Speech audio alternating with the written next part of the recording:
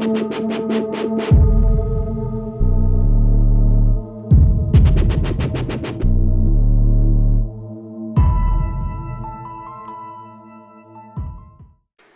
this is Brian Forster, and today we are exploring what are called the tombs of the nobles at Aswan, which is in southern Egypt.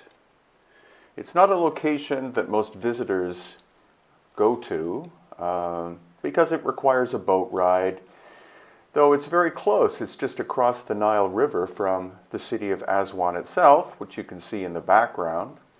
And what's most intriguing about the tombs of the nobles are these very large rooms and passageways cut into the solid bedrock, which are quite curious.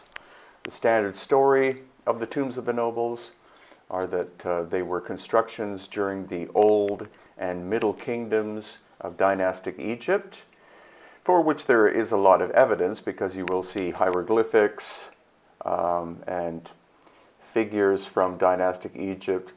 But the curious question is, who created the actual large rooms and passageways? Because they are quite huge. This is not an example of that. And very extensive. The material itself, according to our geologist Susan Moore, is a mudstone or siltstone, which is sedimentary, layered as you can see. It's not particularly hard, but it's the sense of scale that we're going to be looking at.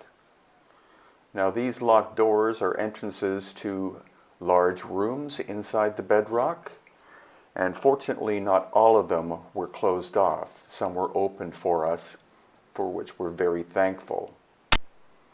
So look at the flatness of that wall. Could that have been done with hand tools? Possibly. But again, it's the sense of scale which is quite incredible. And here we can see some knobs or protrusions coming out, what their original function was. I have no idea, but it's curious that we find protrusions like this also in Peru and Bolivia and Turkey and the third pyramid on the Giza Plateau.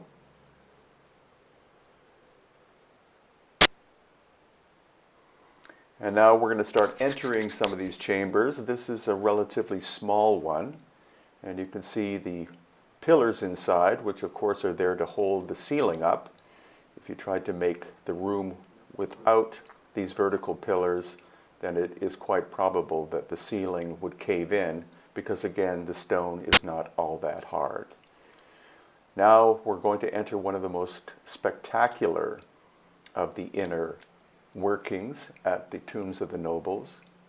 And you can see, again, the vertical pillars, which are relatively smooth and straight. And this goes in somewhere in the region of about 200 feet into the solid bedrock. So the probability that this was done with hand tools, I think, is highly unlikely. I think the dynastic people found these inner rooms and passageways and then utilized them for different purposes, for funerary purposes, of course, but also quite likely for other reasons as well.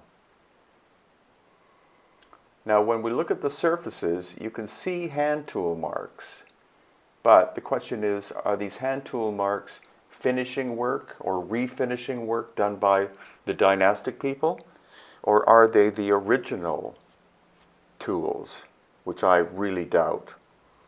Because how would you cut all of this stone out? We're talking hundreds of thousands of cubic feet of material with hand tools. Now here we see the obvious dynastic presence. You can see stucco there applied to the walls, and also, of course, sarcophagi-like figures, or Old Kingdom or Middle Kingdom effigies. Now that grate on the right is actually an entrance to another passageway that connects to other internal structures. Now we're back outside, and we're going to be visiting the farthest area in the tombs of the nobles. On the left-hand side we see dynastic work, as in probably those pillars you see. There's a lot of reconstruction that's been going on. So we see Old Kingdom, we see New Kingdom, we see Greco-Roman, and we're also going to see the Christian or Coptic time period. But the actual art involved in that's applied to the walls is not of particular interest to me. I respect the dynastic works, of course, but it's simply the amount of engineering and effort required to remove all this material, which I find the most intriguing thing at the tombs of the nobles.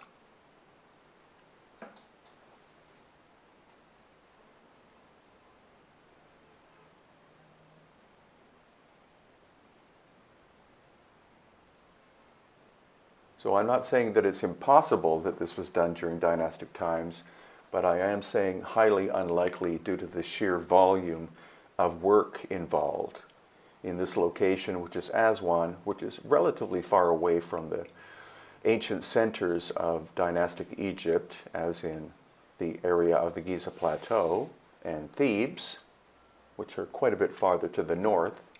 There you see the striation patterns of the deposit of the mudstone or siltstone. And now we're going to go back to the other side where we get access once again to other chambers in this intriguing, flying plastic bag, intriguing place almost at the very southern point of present-day Egypt. Once again, as we look to the interior, somewhat rough work done, and not a very large chamber, but we will be exploring other ones which are much, much larger. This false door that you're looking at there in front is from the dynastic period.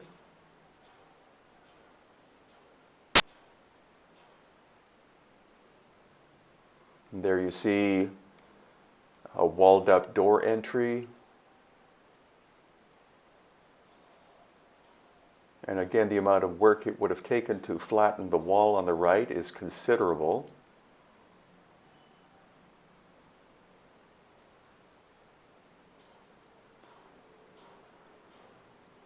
And now we're going to go inside and explore another one of these very large internal spaces. Here you see some columns which are circular. And then curiously, as we proceed, all of a sudden they become rectangular or square.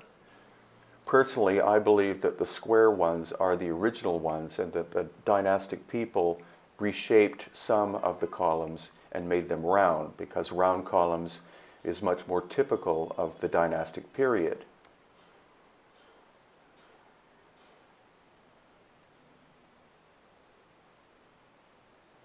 And then we see stucco applied with hieroglyphics carved into them. It's a lot easier to do that with a calcium carbonate based stucco than it is to carve into the bedrock itself. And here we have a broken pillar. When in the ancient past that happened, I'm not sure. Notice also the giant crack in the ceiling.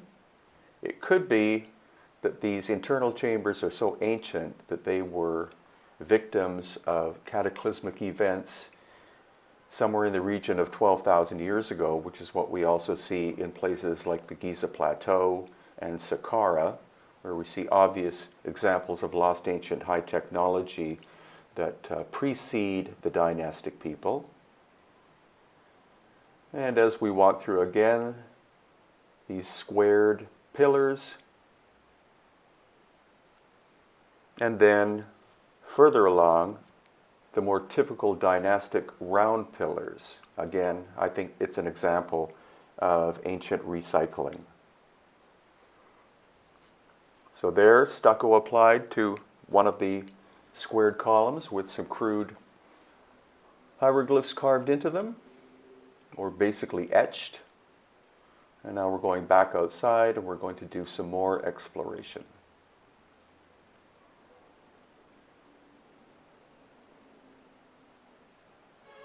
Now this is from the Christian era, obviously. There you can see a damaged fresco.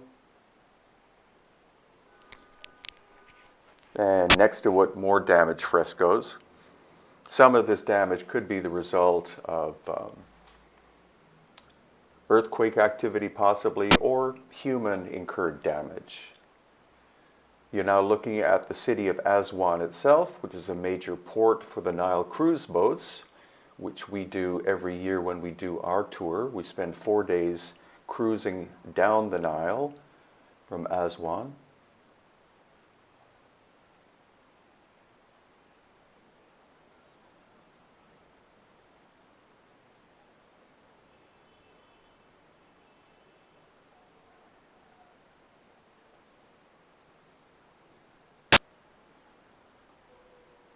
And here we have Dynastic period, very fine work done in very fine limestone. Some of that is restoration. And these vertical square columns, which again are not typical of the Dynastic time period.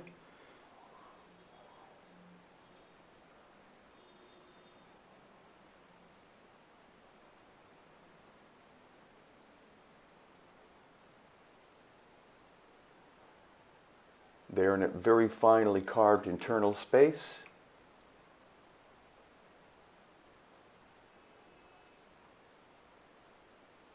Very flat surfaces on these vertical columns.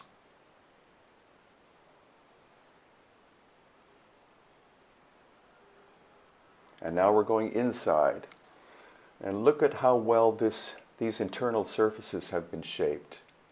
A slightly domed ceiling, relatively flat walls, relatively straight as well. And again, this internal passageway goes in, I would say, about 100 feet into the bedrock itself.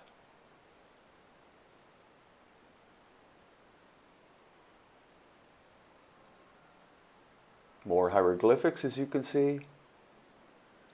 And now we're going to go back outside. We were able to access, I would say, approximately a quarter of the internal area at the tombs of the nobles. Some are still locked off because they're doing archaeological work.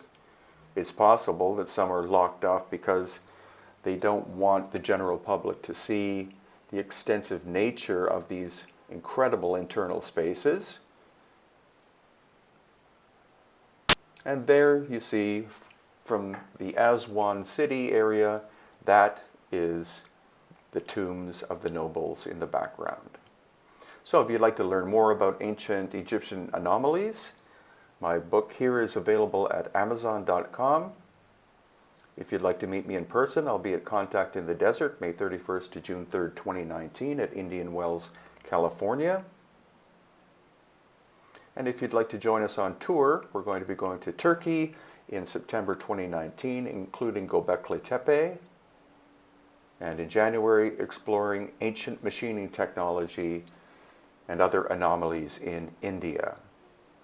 If you're interested in either of those tours, please contact Patricia Lehman at HorusRising.com.